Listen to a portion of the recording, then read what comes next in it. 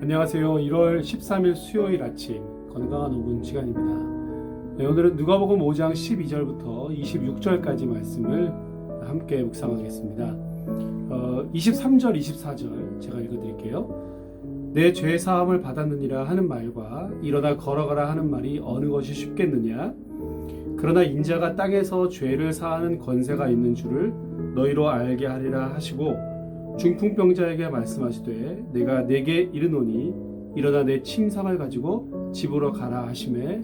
아멘. 네, 오늘 읽은 5장 12절부터 26절까지의 말씀에는 먼저 온 몸에 나병이 걸렸던 환자를 예수님께서 고쳐주시는 장면, 그리고 우리가 잘 아는 온 몸이 움직일 수 없어서 친구들이 이 중풍병자를 침상째 메고 지붕으로 올라가고 지붕의 기와를 벗기고 예수님이 계신 곳으로 이 침상째 내려드렸던 이 사건입니다. 예수님께서 이 환자와 그 친구들의 믿음을 보시면서 이들을 고쳐주셨죠. 그런데 먼저 예수님께서 이들에게 이 사람아 내 죄사함을 받았느니라 20절에서 죄사함을 먼저 선포하셨습니다.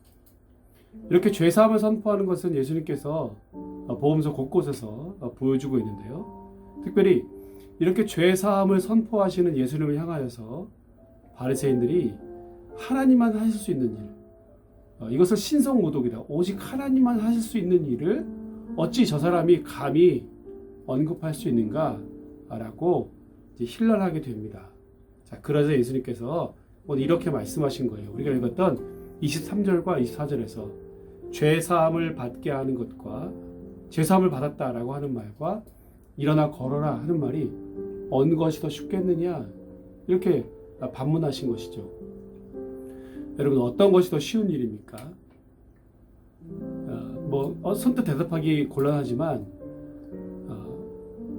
죄사함을 받았다라고 말만 하는 것이 훨씬 더 쉬운 일입니다. 그렇죠? 그죠? 말로만 하면 되니까. 그리고 이것은 어떻게 증명이 될 수 없잖아요. 죄사함을 받았다라고 하는 것을 어떻게 증명할 수 있겠습니까? 이것보다 더 어려운 일은 실은 일어나 걸어라, 네 병이 나았다, 그리고 실제로 그 병이 낫는 것이 훨씬 더 어려운 일입니다.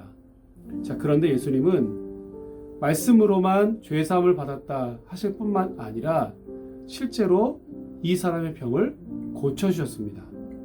그러니까 예수님은 죄사함의 권세도 있으시고 질병도 고치실 능력이 있다라고 하는 것을 동시에 보여주신 것이고요.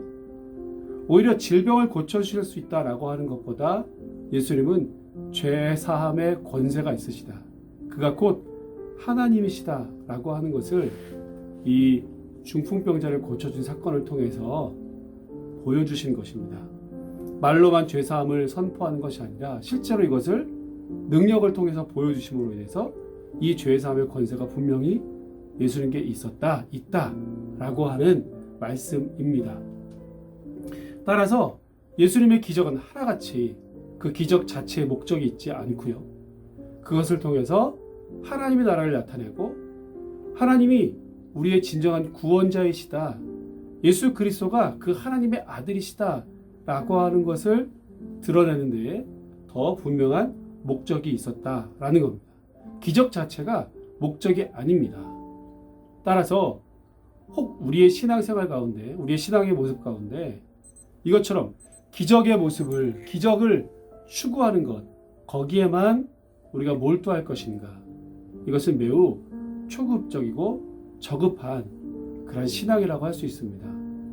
기적 자체에 목적을 두고 그것을 추구하는 것이 아니라 오직 하나님이 나를 구원하시는 구원자이시구나, 지금 나타나는 기적은 하나님 나라의 일상적인 것이다 라고 하는 믿음과 고백을 가져야 할 것입니다. 그런 신앙생활을 해야 할 것입니다.